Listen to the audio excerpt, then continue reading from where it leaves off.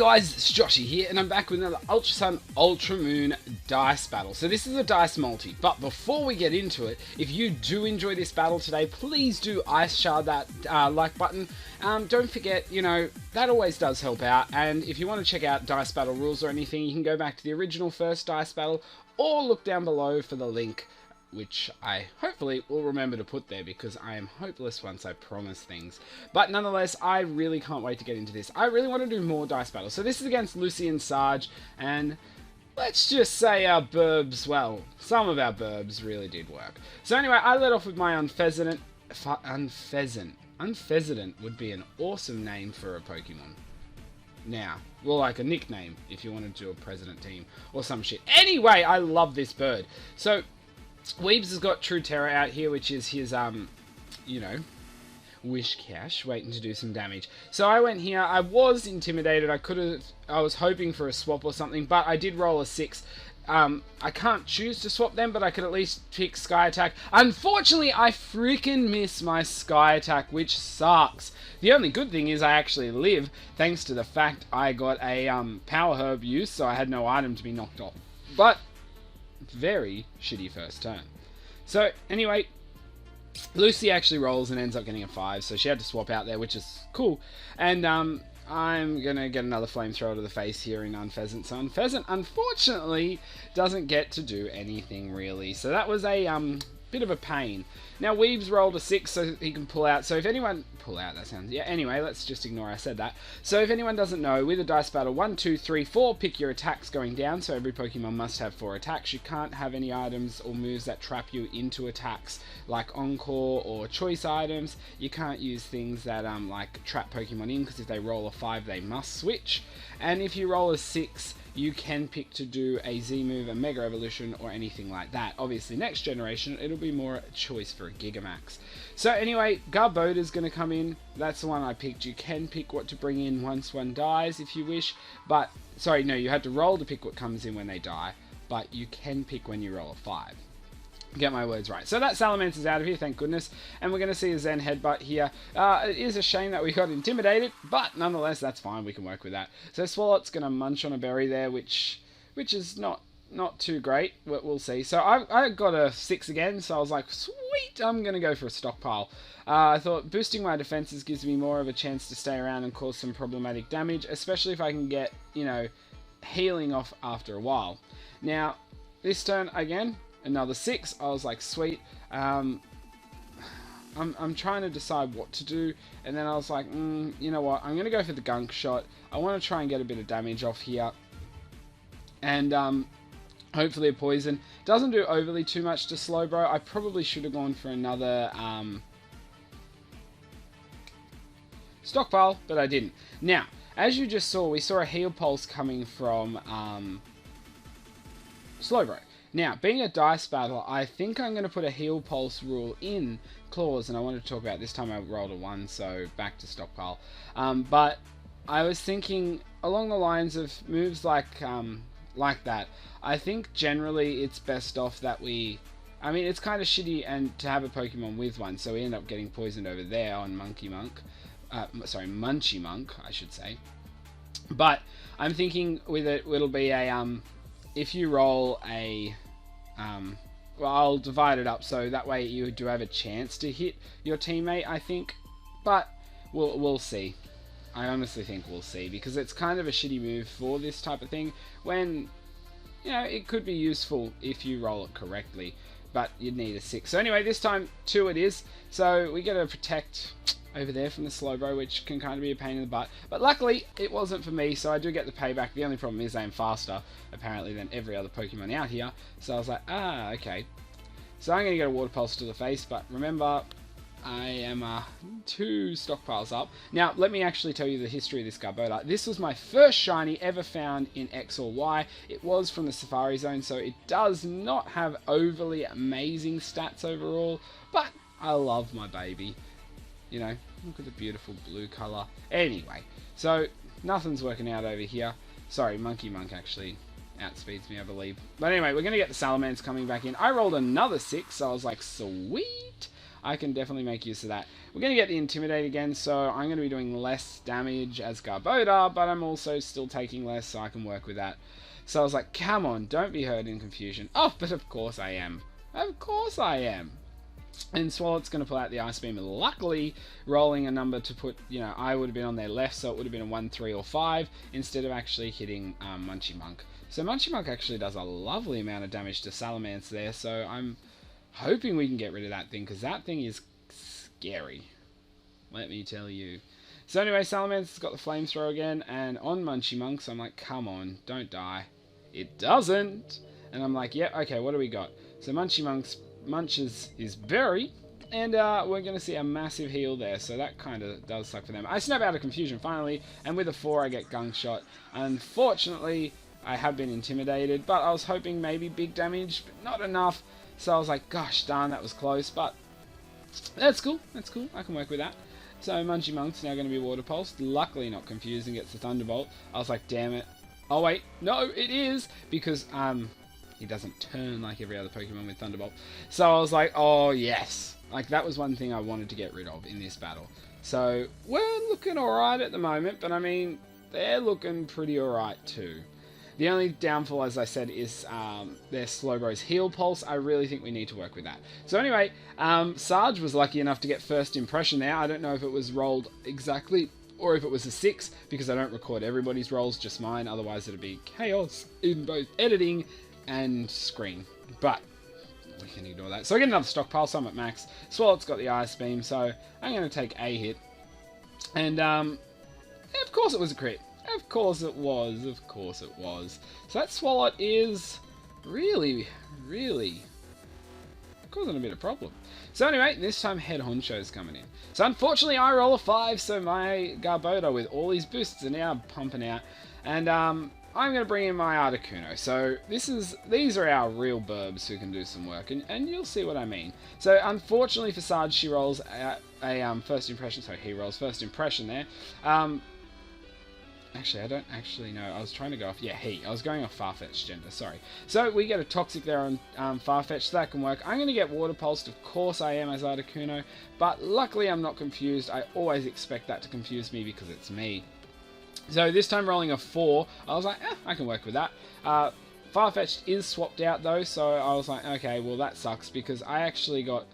Okay, well they're both going to swap out, so they can calm down, right?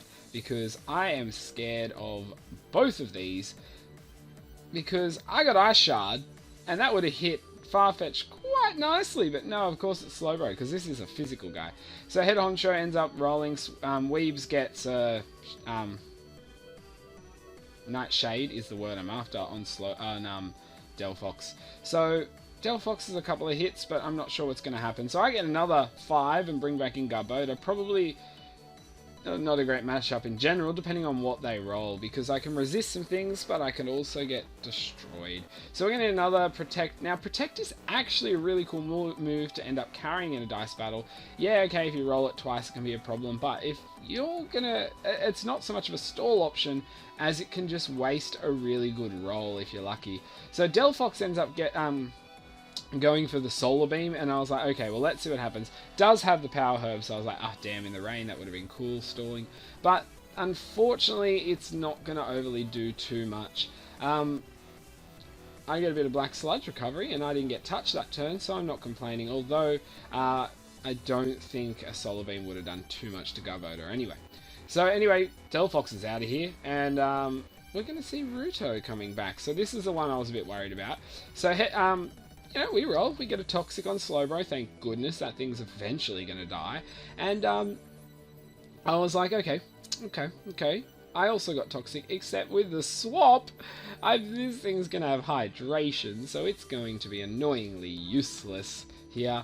And yeah, and so we get the Heal Pulse again, so that's going to hit Garbodor. Again, I think I'm going to make it generally if you get Heal Pulse. I might do it, if you roll a 1 or a 2, you hit your left and right opponent. The rest of them you can hit your teammate. I think that's fair, carrying Heal Pulse. It's still a roll. So I'll have to fiddle with that one. I'll put something into it. So anyway, we're going to see the swap out of their Ruto, and we're going to actually have Head Honcho swap out too, and we're going to have True Terror coming back in.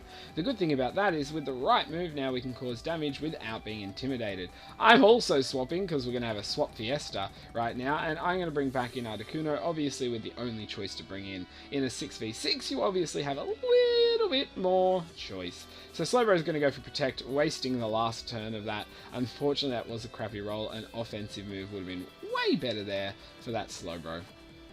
Okay, so now I was like, okay, let's get things working. So I got a 3. I was like, sweet, laser focus. As long as I don't roll a 3 or a 5 next turn, this will be worth it. Now, we end up getting the Earthquake from the True Terror, which is an incredibly lucky roll, because now I am unaffected by it, where if I still had Garbodor in, I probably would have gone down there. We're getting rid of that Swalot, who really was being a problem, and get a nice chunk off of the Slowbro as well. So now the Slowbro sitting there poisoned generally is not looking too great.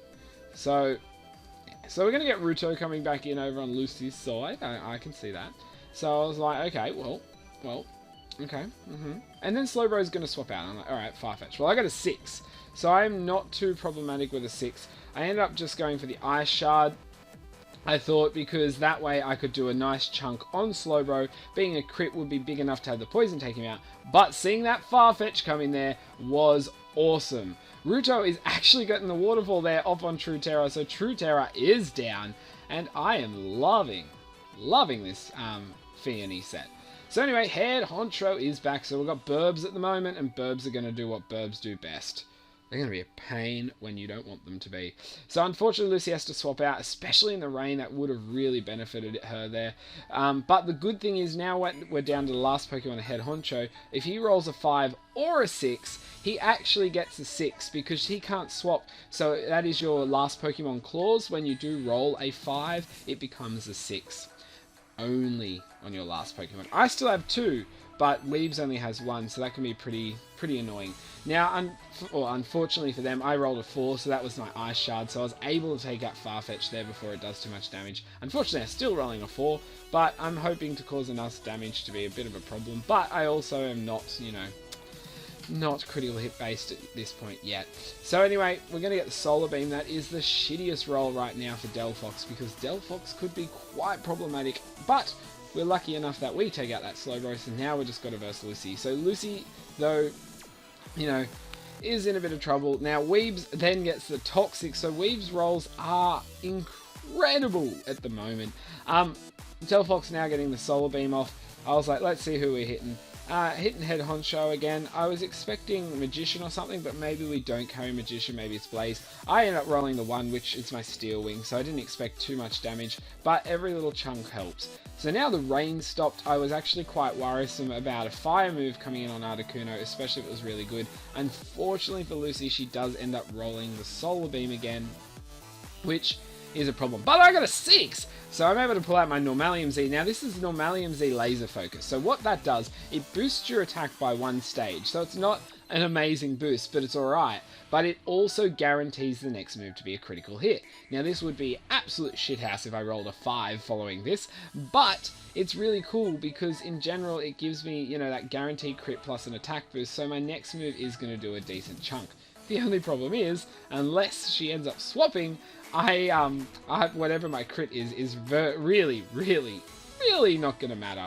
So I do get a 4, so I get that Ice Shard off, and yeah. So in the end, we get that Rain Dance back up, so yeah, but no, actually, at this point, that was not what we want, because we have Ruto coming in, and with the right/wrong rolls, this thing could waterfall my team to death.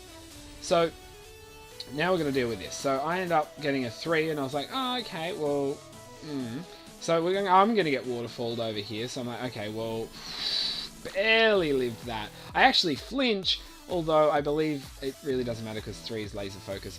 So we're going to get the Toxic off. The only problem is, again, hydration. So yeah, not that Madison there. And I'm like, oh, come on, birds. So we ended up getting the return there. I was so glad that wasn't on me. I think a waterfall. This Head Honcho is obviously really defensive.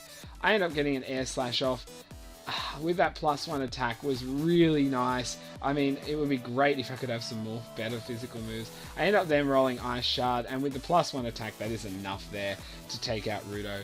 So we do end up winning that one. I actually had 2 left, but as I said, with a couple of rolls going the right or wrong way at the end of that, Lucy could have really claimed that, especially if she got a couple 5. Because, I mean, you got to think, Waterfall, let's see, is her 3rd move. So 3, she can pick Waterfall. She gets a 5, which becomes a 6. She can pick Waterfall. And she gets a 6. She can pick Waterfall. So the fact it's a 50% chance she uses that one move, or a 50% chance you use the move you really want late game, can really make a comeback or close a gap, which makes a dice battle really, really exciting. Crazy rolls there from Weebs at the end, but it was a sick battle, whatever the result. I will, as I said, be adding in some form of heal pulse clause. I think being what it is, and you've got to roll the move itself, I think if you're going to use heal pulse, I think if you get a 1 or a 2, you hit your left or right opponent. 3, 4, 5, 6, I generally think is fair to hit your teammate. Can be problematic, and if it does get tested and is too problematic, I may edit it a little bit, but at this point, that's what I'm probably going to sit with. But anyway, guys, I did say earlier, if you did like this, please do Ice Shard that like button. Don't forget Discord, Twitch, and Twitter, a link down below, as well as, and I usually don't say this part, the link to the rules of Dice Battle. I would also love to see people doing some. If you do some, I'd be happy if you sent me the video. I'd like to see how it went. There is actually a dice bot within my Discord server if you'd like to try it out. I am always happy to give and teach people Dice Battle if I have time. Also, the people like Lucy and Sarge generally do enjoy them, so you can always hit them up on my Discord. I can't guarantee they'll say yes, but you can always ask them. The comment sections below that, let me know whatever your thoughts are, you know, even about anything, almost. Yeah, let's just leave it at almost. And finally, guys, if you'd like to keep up to date or show support, the sub button is there. And if you'd like to show a lot of support or really keep up to date, you're welcome to ring that bell. But anyway, guys, until my next video, I'll see ya.